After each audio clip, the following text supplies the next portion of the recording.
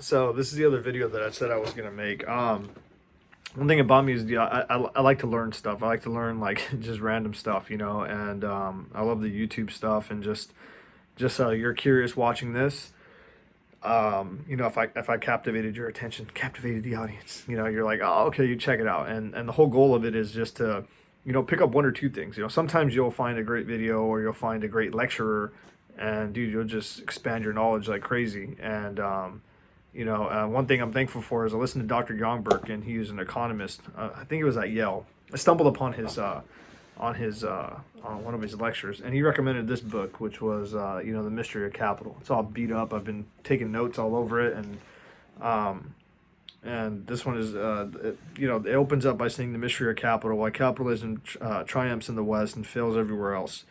And the author is Hernando de Soto. I'm going to try to add that in the little caption or whatever, so you guys can look it up for yourself. But basically, pretty cool book. Like it summarizes it, and the best way I could put it into words is just it outlines why what is capital, why it has succeeded really well here in America, or the Americas, if you add Canada, and why it's failed in other places, in essentially third world countries like India, Africa, and even China. I know some people would disagree with China not being third world now, but another podcast, another IG, another day. But essentially, it's property rights. So, and it was really it shocked me, and I was like, holy cow! Like I never really thought about it like that, right? So, what they were saying is what he's saying and his team of scientists that I think he did this study for like 10 years or 20 years or something, but basically, we have houses, right? Like if you step outside your neighbor's house, whatever property you have, we have a process of being able to say, hey, this is mine, that's yours, that's this. And the book, it has great details and lengths about how, and this history was lost. Like no one ever told the world how to do it. It just happened. From the day the people landed over there on the East Coast and the day that we expanded, and how we used to go get pitchforks and just be like, hey, this is my land, and then we start heading out west, be like, oh, this is my land. And then America really grasps the concept of leading the law by the people, and how the people wanted their property aligned and stuff. Essentially, we started, calculating it, and then we made a formal property system. So what does that mean? It means like we literally went out and said, okay, you own this parcel of land, Bob Smith. Okay, Bob Smith is going to sell it to, Joe Bob, we have a title company, we have escrow, we have county that documents it, and tax collectors that go through it, and then it shows this chain of custody that says, okay, this person has given it to this person. Now, when this person has deployed that capital, so let's say you paid $100,000 down, right? And you bought this house, this property, this whatever. Now you can have the bank and have all these people come up and say, hey, I'll give you 70% of that capital, right? Of what you invested. You'll be able to take 70% of it back out. So hypothetically, you'd be able to take out 70%. You'll be able to take out $70,000 out of that 100 you invested to get back. Now, when you create real capital, and this is a real life example, like I bought a duplex in 2018.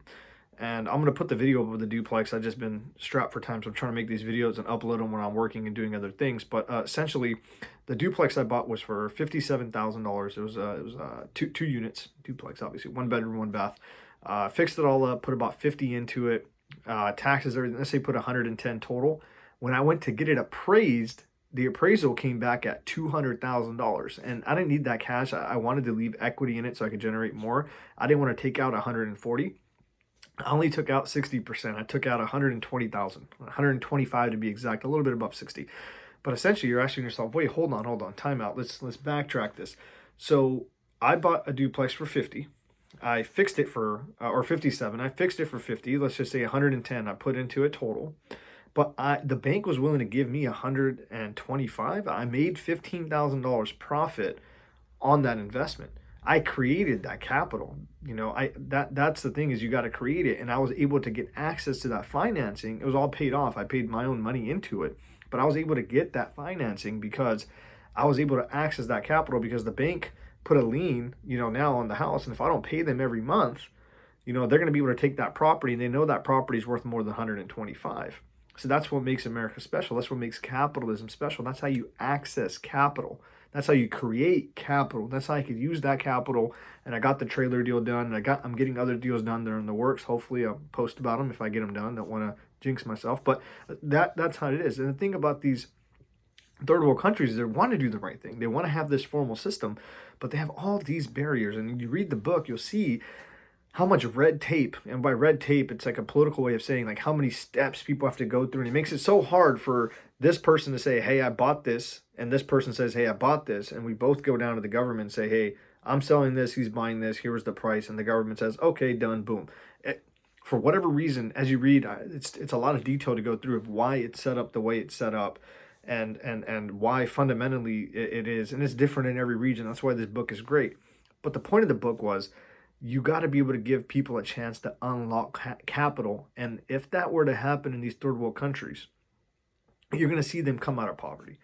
Because someone like me, that if I was there in India, for example, and I would have bought the same deal, now I had 125, so I made 15 grand to play with, I could go do another deal. I could put into another business. I could grow the economy. I could grow services. There's, do you see what I'm saying? That the potential is endless. And that was just one deal. Imagine the millions of people that have access to be able to do this. So, you know, and you see, why are these Latin American nations and why are these other nations across, you know, everywhere, theoretically poor? I mean, you know, I'm not trying to disrespect them or look down on them, but like poor economically as far as like money is concerned, right?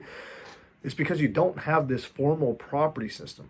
Once you get this formal property system, you'll be able to better people's lives. Because think about it, like, you know, a lot of the things we take here for granted, such as water, and we take, you know, trash and power hookups, those utilities are hooked up to you and hooked up to it, and people have deployed their capital to invest in it because they realized, okay, now that there's a formal property system, if we supply you with water, with power, and with other amenities such as cable and whatever, and you decide not to pay, well, then we can come and take your house. It keeps everything in check, because I'm not going to risk my capital to give you power, give you all this stuff, and I don't even know like whose house it is or what happens if you don't pay me. Now I invested billions and billions of dollars in this infrastructure, and I got nothing backing me.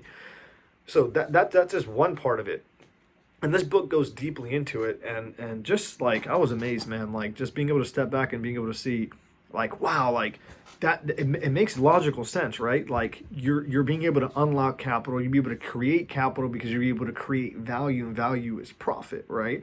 And then you can take that money and invest in other ways, and that's what has allowed the West to flourish so much.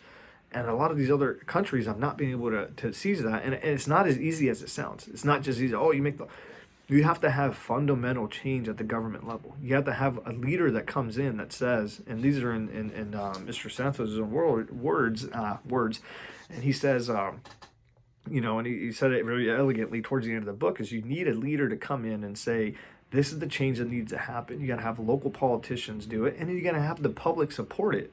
And then you could go back and you could formalize the system and you could get people there. But you're talking about I mean, just think of America, right? Think about how many, we have a city, and a city is in a county, and a county is in a state, and the state is a part of the nation. So this information that when a little piece of property is stole at my little city, it gets reported to the county, which gets reported to the state, which gets reported to the United States, which we have this whole system of property set up. We have all these escrow companies set up, and all the titles and all the regulations and all the counties and all the municipalities. It's a lot. And if you think about even a country the size of Mexico to be able to do that, which I'm not saying Mexico doesn't happen, but doesn't have it. But if you think about like India, I know India's property rights are very sketchy, very hairy, and you have a lot of fraud that gets committed. That's why a lot of Punjabis, which I am, are scared. Like, you know, my father's scared to go back and invest because if you don't go check up on it, someone forges the paperwork and does it. We never have that happen here, or very, very, very rarely. You know, I could buy sitting here a property in like St. Louis, Missouri or Cincinnati because the Midwest is cheaper right now, and I could have someone manage it, and I could have someone take care of it, and have someone fix it, and I never ever have to worry about somebody coming in and squatting on it and saying, hey, this is mine now, unless you don't pay your taxes. That's another issue. But the beautiful thing about this book was, and the beautiful thing about capital was, it's because we have these formal systems in place that's going to allow America to, or has allowed America to thrive, and has really been detrimental to these other countries up and coming. And eventually I think it's going to fix things. Obviously this book was written way before, you know, the 2010s. And if you incorporate like modern technology, like the power of Bitcoin and what you can do, and the power of Bitcoin and blockchain technology being able to monitor transactions, I mean, the future looks very bright, really, really bright for countries coming up. It's just going to take time, and it sucks because, everyone wants to help everyone. I think generally we're all decent people, right? But some things some things take time, some things take pain, and that's where growth comes from, and it ends up being positive overall.